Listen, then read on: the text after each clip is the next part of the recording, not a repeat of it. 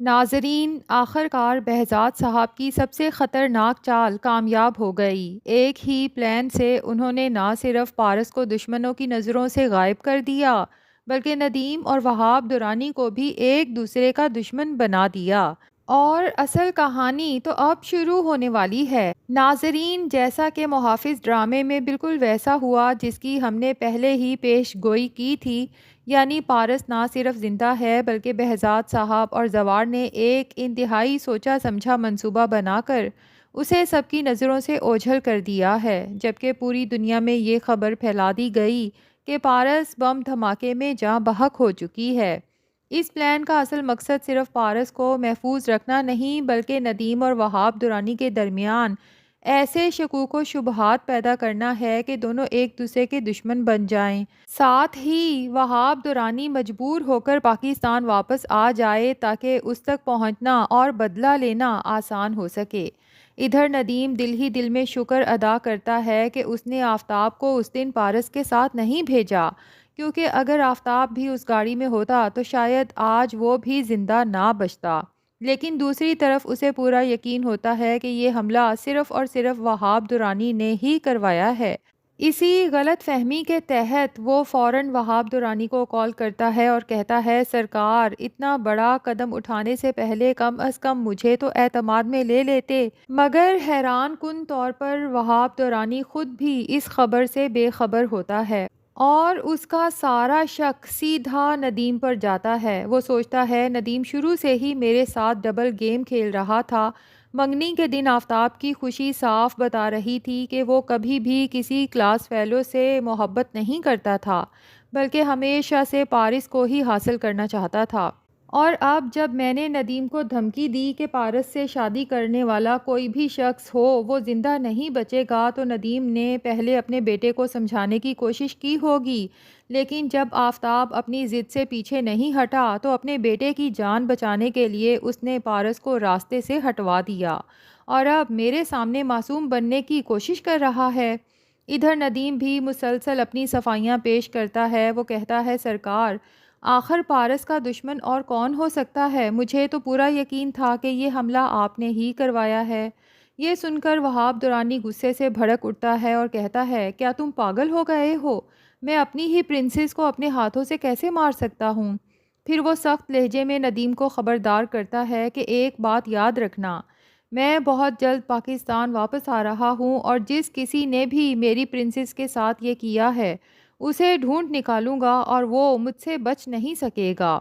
ان دونوں کی گفتگو سے یہ بات بالکل واضح ہو جاتی ہے کہ دونوں ایک دوسرے کو ہی قصوروار سمجھ رہے ہیں، لیکن دونوں اس بات پر یقین کر چکے ہیں کہ پارس اب اس دنیا میں نہیں رہی۔ ادھر اگر بہزاد صاحب کی بات کریں تو ماننا پڑے گا کہ انہوں نے اپنی بیٹی کی جھوٹی موت کا ڈرامہ اس قدر حقیقت کے قریب ادا کیا کہ دیکھنے والا بھی یہی سمجھے کہ واقعی پارس ہمیشہ کے لیے دنیا سے چلی گئی۔ اسی دوران پارس کی خالہ مارخ بھی فوراً پاکستان پہنچ جاتی ہے اور وہ بھی اس پورے پلان کا حصہ بنتے ہوئے سب کے سامنے شدید غم کا اظہار کرتی ہے تاکہ کسی کو ذرا سا بھی شک نہ ہو کہ پارس حقیقت میں زندہ ہے۔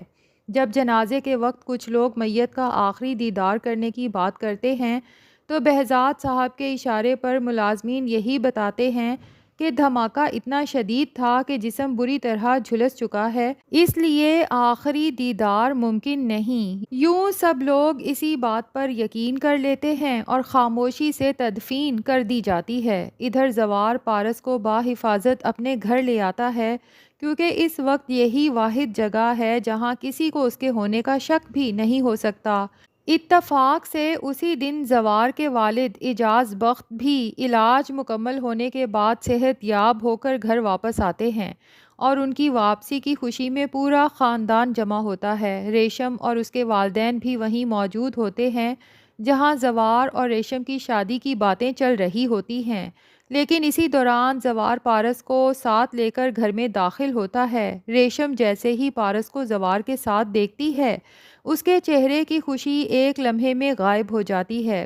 اسے فوراً یاد آتا ہے کہ یہ تو وہی لڑکی ہے جو پہلے ہسپتال میں بھی زوار سے ملنے آئی تھی، اور جب وہ زوار کے ہاتھ میں پارس کا سوٹ کیس دیکھتی ہے تو ایک لمحے کے لیے اس کے دل میں خوف پیدا ہو جاتا ہے کہ کہیں زوار نے اس لڑکی سے خفیہ نکاح تو نہیں کر لیا۔